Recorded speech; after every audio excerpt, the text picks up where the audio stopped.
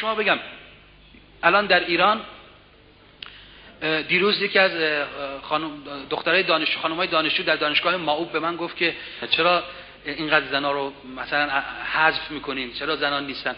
گفتم شما این اطلاعات از کجا آوردی؟ بهش گفتم که در ایران 64% دانشجویان در دانشگاه‌های ایران خانومن. یعنی دانشگاه‌های ما اکثرا خانومن، پزشکی، مهندسی، ادبیات، همه چیز. بسیار از بیمارستان‌های ما جراحان و رئیسای بیمارستان خانم‌ها هستن. نزدیک به نیمی از معلمین، بخش عظیمی از معلمین ما در مدرسه‌های ما خانومن. پرستارا خانم. کجا چه کسی این کارو کرده؟ یعنی اینا، ما الان در پارلمان ما خانم‌ها حضور دارن، نماینده‌های مجلس هستن، در هیئت دولت ما خانم‌ها هستن، در شوراهای شهر و استان در سراسر کشور خانم‌ها هستن، بین شاعران، نویسندگان و متفکران ما، صاحب نظران و دانشمندان ما تعداد زیادی خانم هستن. الان دختران ما در مسابقه ها و المپیادهای علمی در فیزیک، شیمی، ریاضی در سراسر دنیا، کامپیوتر در دنیا دارن مدال میارن. ما هر سال تعدادی تیم های بچهای ما که میرن برای مسابقه های علمی در دنیا همیشه تعدادشون دخترن. در فرهنگ اسلام ما مسائل رو به زنانه و مردانه تقسیم نمی کنیم. از نظر ارزشی زن و مرد مساویان پیش خداوند.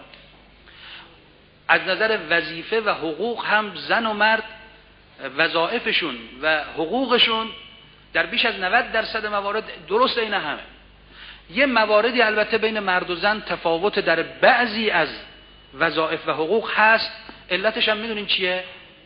علتش تفاوت واقعی بین مرد و زنه. و در اون موارد در یه جاهایی اختیارات و حقوق بیشتر به زن داده شده، در یه جاهایی اختیارات و حقوق بیشتر به مرد داده شده. منتها ما 3 دیدگاه داریم در باب مرد و زن. یه دیدگاه کسانی که میگن مرد و زن اصلا دو نوع موجودن. اصلا بعضیا گفتن که ما میگیم مرد و زن دو جنس از یک نوع موجود، یعنی انسانن، این اشتباهه. اینا اصلا 2 نوع موجودن. این یک نظریه افراطی و غلطه. یه نظریه افراطی غلط هم از اون طرف داریم که میگن زن و مرد 100% مثل هم و هیچ تفاوتی بین اونها نیست. این نظرم غلطه. زن و مرد شباهت حد اکثری دارن، در بیش از 90% مسائل کاملا شبیه همن، ارزششون پیش خداوند یکیست.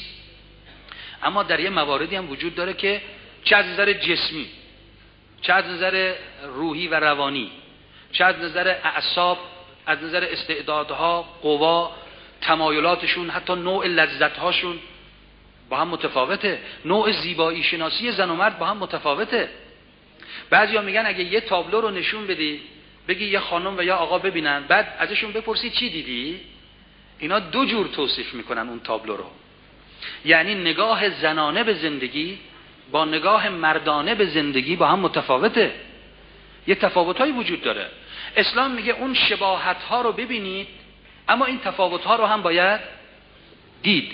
منتها از این تفاوت‌ها نباید مرد و زن علیه هم دیگه سوء استفاده بکنن. یعنی اگر تفاوت‌های طبیعیه، مثلا زور بازوی مرد بیشتر از زنه، مرد نباید از قدرت بدنیش علیه زن سوء استفاده بکنه.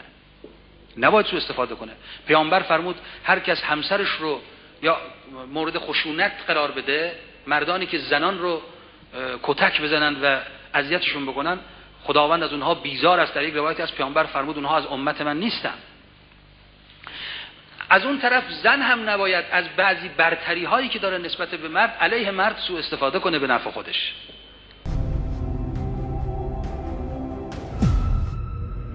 اینجا مرکز مقاومت است.